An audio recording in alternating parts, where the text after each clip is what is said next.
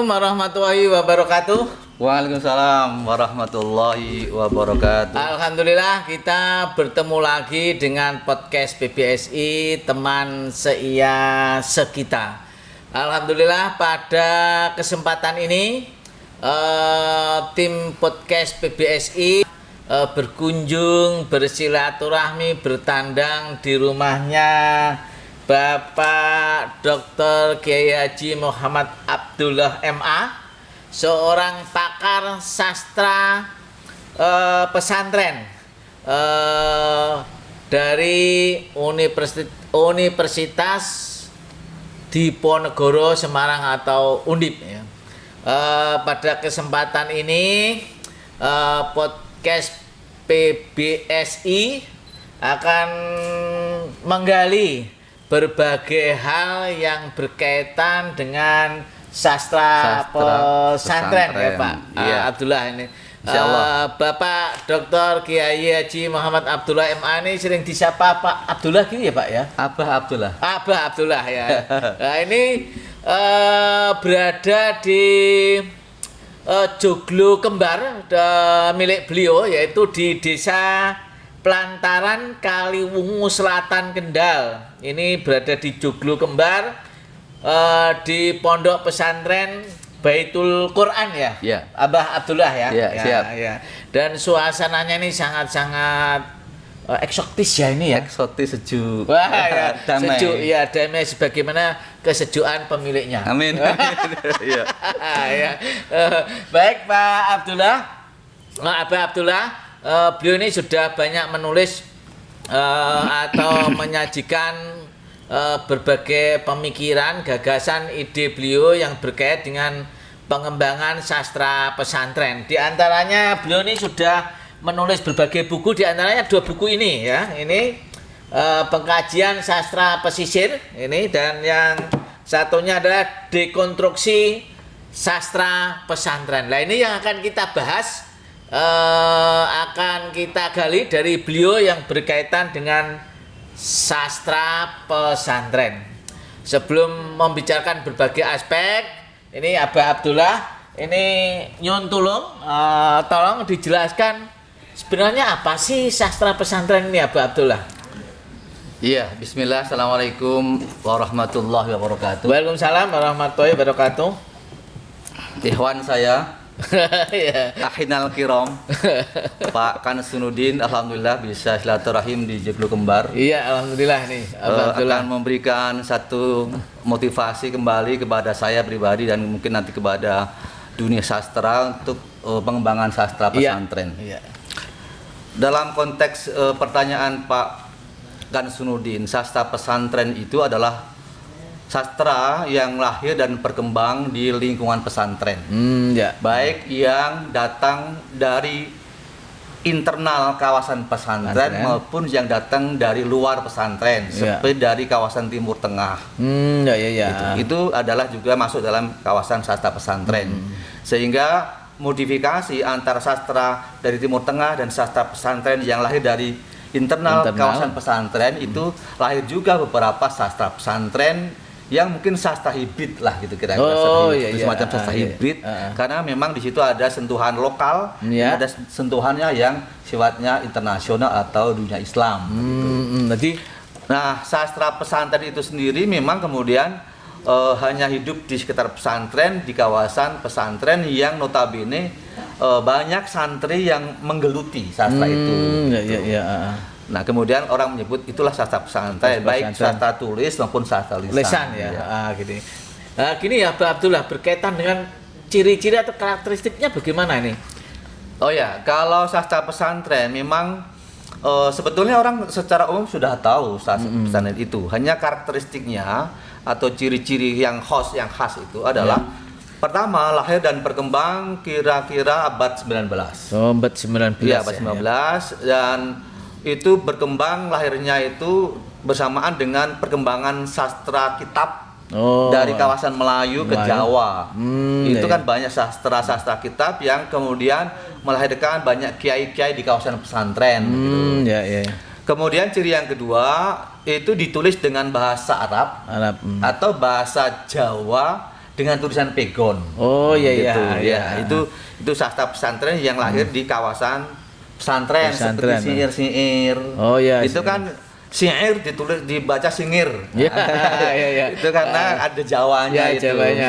Seperti syair Erang-erang Sekar Panjang, karya Kiai Sirat Payaman. Itu juga syair, ada syair Laki Rabi, ada syair Kiamat dan seterusnya. Itu yang berupa sastra syair atau sastra tulis syair. Ada juga yang berupa sastra lisan. Sastra lisan itu sastra yang sebetulnya awalnya dari teks tertulis tapi kemudian dilisankan orang. Di antaranya adalah puji-pujian. Puji-pujian yang sebelum dibaca sebelum qomat itulah, sebelum sholat itu. Sebelum sholat itu ada puji-pujian, itu ada sholawat yang dimodifikasi dengan teks-teks dari syair-syair itu. Ciri yang ketiga adalah bahwa sastra pesantren itu berisi morality, ajaran moral, ajaran keagamaan yang membawa kepada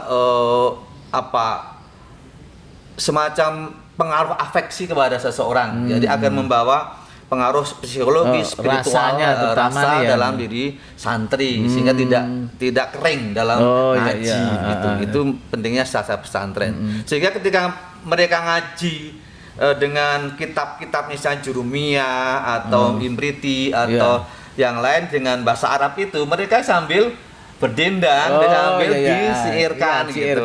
Sambil bahkan ketuk-ketuk apa saja di depan itu untuk mengiringi semacam performance arts-nya penampilan pertunjukan kesenian dalam tanda kutip dalam bersastra gitu. Terus ini pendukung utamanya siapa ini Pak Abah, pendukung sastra pesantren? Jadi begini Pak Hasanuddin, pendukung sastra pesantren itu pada dasarnya justru anak-anak atau orang-orang yang memang bergelut di dunia pesantren dan orang-orang yang pro dengan santri, dunia santri dalam pengertian etos ilmiahnya, etos akademiknya santri begitu. Misalnya anak-anak pesantren yang setelah ngaji secara keagamaan pure, fikih, Al-Qur'an atau yang sifatnya akidah, tauhid dan seterusnya, mereka kemudian ada sebagian yang menggeluti sastra pesantren, baik dalam bentuk hitobah misalnya, atau dalam bentuk juga semacam tadi puisi-puisi keagamaan, atau bahkan ada teman-teman santri yang menulis novel-novel pesantren. Jadi mengangkat nilai-nilai yang berkaitan dengan sastra pesantren itu ya. Tapi terutama yang memberikan satu macam motivasi atau melahirkan etos keberaksaraan di pesantren adalah Pak Kiainya sendiri. Pak Kiai yang memang etos keberaksaraannya bagus. Kalau lemah, ada sebagian kiai yang hanya bisa bicaraan lantang pidato, tapi menulisnya lemah. Sementara ada kiai yang bisa menulis. Kiai Nawiyah Al-Bantani, misalnya dengan banyak kitabnya itu. Abahnya Gusmo, itu juga. Bisi Mustafa itu luar biasa. Ada di sini di Kendal juga ada Pak Kiai Abdul Hamid. Itu karyanya juga besar di sini. Di Kalimu juga ada kiai-kiai yang karya sastra pesantrennya bagus dan produktif itu berkaitan dengan keaksaraan itulah. Ini Abah Abdullah, perannya apa ini sastra pesantren di dalam dunia sastra pada umumnya ini? Begini Pak Pak Kansunuddin, ini memang luar biasa sebetulnya kalau mau dikaji. Peran sastra pesantren terhadap sastra pada umumnya. Jangan tahu perkembangan sastra Nusantara, sastra Indonesia itu langsung atau tidak, menurut saya penelitian-penelitian yang kita lakukan itu mereka terpengaruh sastra pesantren. MH Najib misalnya, karya-karya beliau itu dari pesantren. Gusmus sendiri misalnya, Gusmus dari sastra pesantren. Beliau mendunia itu dari sastra pesantren. Taufik Ismail, beliau apa yang memberikan mereka memiliki greget dan kekuatan sastranya? Substansi sastranya, sastra yang disebut sebagai sastra kenabian. Itu kan luar biasa di situ kan. Di situ saya kira mempengaruhi sastra karya sastra pada umumnya atau mungkin sastrawan Indonesia pada umumnya. Nah ini tadi Abah Abdul mengatakan ini kalau digaji luar biasa. Nah ini menurut pandangan Pak Abah Abdullah ini mengapa kok pengkajian sastra pesantren masih sangat minim? Mungkin ada faktor-faktor apa nih Abah? Iya. Ini pertanyaan yang menggelitik dan sekaligus menyedihkan. Artinya dalam bentuk menyedihkan itu memang penelitian sastra pesantren dan pengkajian atau penelitian yang lebih dalam soal itu belum banyak dilakukan. Mengapa? Karena seperti kalau kita ketahui kajian-kajian penelitian di sastra, di Fakultas Sastra, di beberapa perguruan tinggi itu relatif kajian sastra modern. Iya, betul. Sastra betul, pop, betul, begitu kan? Sastra-sastra pesantren, sastra keagamaan itu relatif kurang. Mengapa? Karena di kurikulum kita itu ya saya sedih juga. Kurikulum kita tidak menuliskan atau mengakomodir, mengeksplisitkan sastra pesantren, sastra Islam itu. Menurut saya ya di Undip saja, di fakultas saja tidak ada itu. Sastra yang bernuansa Islam. Tapi kalau sastra pesantren ada kajian sastra pesantren ada. Di UNS ada itu kajian sastra tasawuf atau sufi itu ada. Nah itu saking paling tidak mempengaruhi teman-teman mahasiswa untuk keminatannya ke arah sana bisa termotivasi. Kemudian tadi saya kebetulan ngomong dengan teman-teman ini. Saya kira seperti Muria, Sunan Muria ini, Muria ini strategis sekali kalau mengembangkan itu sebagai satu master yang harus dikuatkan. Kenapa? Karena di pesisir posisinya strategisnya itu. Betul, dan banyak naskah-naskah pesantren yang tersimpan di pesisir, baik di pesantren, di suro-suro, di masjid-masjid, itu luar biasa. Makanya tadi saya usulkan kalau Pak Kasyudin kebetulan jadi ketua departemen bahasa dan sastra, ada baiknya ada yang konsentrasi ke filologi, jangan hanya sastra modern atau bahasa. Biar disitulah IAIN sekarang ini juga mengakomodir itu filologi. Dulu kan enggak, dulu enggak, sekarang mengakomodir filologi. Karena disitulah mereka agak sedikit dunia yang bisa nyantol, bisa konteks dengan keagamaan dengan keislaman, itu filologi luar biasa. Berarti harus diakomodasi dalam kurikulum kalau begitu. Iya, di kurikulum betul. Dan pintunya filologi itu pintunya dari situ. Gitu. Nah, insya Allah makanya saya terus terang karena saya dari filologi, kajian-kajian saya ya bernuansa tasawuf, bernuansa keagamaan, teologi. Gitu. Nah ini barangkali nih skripsi saya kan tasawuf. Tesis saya tasawuf. Disertasi S3 teologi dan tasawuf juga. Nah barangkali ini berkaitan dengan filologi ini mungkin masih tidak hanya masyarakat ya, mahasiswa itu mungkin belum paham, dikira hanya berkecimpung masalah-masalah kuno-kuno, naskah kuno. Barangkali ini perlu diberi pencerahan sebenarnya wawasan yang berkaitan dengan filologi itu apa yang bisa dikembangkan. Ini menarik karena memang belakangan justru sudah berkembang, Pak Kansudin. Jadi pengkajian atau studi filologi itu sudah berkembang, bukan hanya studi tentang kajian naskah lama, pure ansih naskah lama yang mungkin penyuntingan atau kajian isi teksnya, tetapi sekarang sudah ada kajian konteksnya, interteksnya. Kemudian bagaimana filologi ini dikaji secara interdisiplin, sehingga teman-teman di kedokteran itu butuh kajian filologi. Mengapa? Kajian-kajian di kedokteran itu membutuhkan misalnya obat-obat herbal itu dari naskah-naskah kuno, itu filologi yang bisa membantu, disiplin filologi yang bantu bagaimana mengkaji naskah-naskah itu begitu. Bukan lagi kemudian di arkeologi, di arsitektur. Mengapa saya kemarin juga ada satu tim penelitian tentang sastra pesisir dan masyarakat budaya pesisir dengan teman-teman arsitek, karena mereka butuh apa? Butuh linknya dengan komunitas di situ, dengan orang-orang yang lahir di situ, dengan naskah-naskah yang kemudian ada koneksitas dengan bangunan-bangunan di situ. Misalnya di Semarang ada Kiai Soleh Darat, di Layur itu, di situ kah dikaji bagaimana kok artinya begini, ternyata ada linknya dengan sejarah Islam di Semarang misalnya. Itu filologi karena ada naskah-naskah karya Kiai Haji Soleh Darat misalnya begitu. Jadi ini barangkali faktor apa kalau gitu Abah yang berkaitan kekurang minatannya ini untuk menerjuni itu. Ya, jadi tadi saya belum selesai ya. Sebentar, sebelum sampai menjawab itu, tadi sebetulnya pengembangan filologi itu lebih berkembang sekarang dengan digital naskah. Jadi naskah yang digital itu menjadi bagian dari memudahkan mahasiswa mengakses untuk mengakses naskah. ya. Jadi tidak harus ke perpustakaan, ke museum, di situ buka sudah webnya sudah bisa mengakses itu. Yang kedua, teman-teman di beberapa lembaga filologi atau perpustakaan sekarang banyak dana yang disediakan untuk penelitian filologi, sehingga itu merangsang anak-anak juga sebetulnya.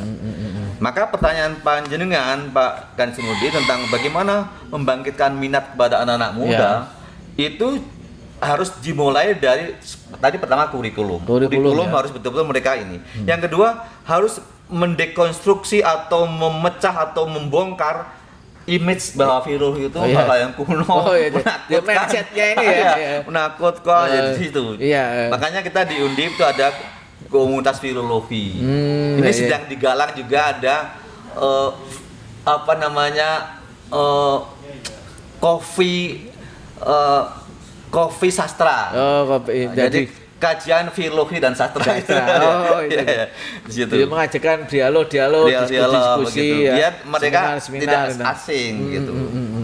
Di situ. Oh ya, terus ini tadi Pak Abah ini tadi kan ternyata sastra pesantren itu ada pengaruh ya, baik secara internal dan ada unsur-unsur eksternal pengaruh dari Timur Tengah misalnya. Nah ini pengaruh itu berdasarkan pengalaman Abah Abdullah meneliti itu ada semacam kontradiksi nilai atau konten atau bentuk atau gimana ini Pak Abah? Dengan apa? Antara pengaruh dari Timur Tengah yang masuk dengan ke pesantren-pesantren kita terutama di Jawa misalnya itu. Ya, jadi begini, kan ada petanya begini. Ada sastra tulis, ada sastra lisan, kemudian ada sastra yang berupa pertunjukan. Itu yang kemudian lahir dari teks-teks tradisi lisan misalnya. Tetapi yang mempengaruhi di kawasan sastra pesantren, di kawasan pesantren adalah isi atau substansi sastra pesantren yang secara esoteris mempengaruhi seseorang. Itu yang pertama. Apa esoterisnya? Nilai-nilai rohaniahnya, nilai transendentalnya luar biasa. Coba di luar itu kalau sastra pop, sastra modern itu nggak ada efek itu. Tapi dengan sastra sufi misalnya, efek esoteris itu dengan zikir luar biasa. Misalnya. Jika seperti siapa contohnya abang kita dari Madura, Pak Kiai Jawawi Imron, beliau kan sering menampilkan zikir-zikir anak-anak santri yang memperagakan zikir-zikirnya anak yang gagu. Padahal zikirnya sebetulnya la ilaha illallah, la ilaha illallah, la ilaha illallah. Tapi karena gagu tuh. Tapi ini yang penting bukan tapi yang penting esoterisnya, substansinya itu. Itu luar biasa seperti Rumi kalau sudah sampai ekstase mungkin begitu. Jadi nilai-nilai transendentalnya itu luar biasa ya. Iya, kemudian yang ketiga selain itu adalah ada nilai hiburan. Ada nilai hiburan, fungsi hiburan itu justru memberikan tempat tersendiri di kawasan sastra atau masyarakat pesantren pesisir pada umumnya, karena mereka mau nonton dangdut dianggap haram atau kita dengan sastra saja kita berhibur dengan selawatan. Allahumma sholli wa sallim ala sayyidina wa maulana Muhammadin dan seterusnya. Jadi itu bahkan puji-pujian saja itu kan juga dilakukan dengan niat mengajak orang lain. Ayo sholat berjamaah, ganjarane langkung kata. Ayo sholat berjamaah, derek dawuh Rasulillah. Sholatullah gitu. Jadi itu mereka merasa terhibur. Jadi sangat kental dengan tuntunan dan tontonan. Tuntunan terutama tuntunannya luar biasa gitu. Kemudian yang Pak Kasmudi yang terakhir yang berhubungan dengan pertanyaan panjenengan adalah pengaruh Timur Tengah itu. Memang ada pengaruh yang kuat terutama di kalangan kiai atau santri, tetapi tidak ada semacam benturan, paradigma apalagi kemudian ada resistensi yang kuat dari masyarakat atau perlawanan, tidak ada. Justru di situ ada semacam pengintegrasian gitu. Iya, integrasi atau mungkin akulturasi ya. dan sebagainya itu yang membuat indah gitu. Antara kearifan lokal dengan nuansa dari Timur Tengah itu. Nah, asal kemudian jangan dipotong dengan Timur Tengahnya yang diambil sebagian saja, misalnya ajaran-ajaran yang kekerasan dan sebagainya itu, tapi yang sifatnya memang sofistik. Jadi jangan sampai salah memahami. Ya, sastranya terutama.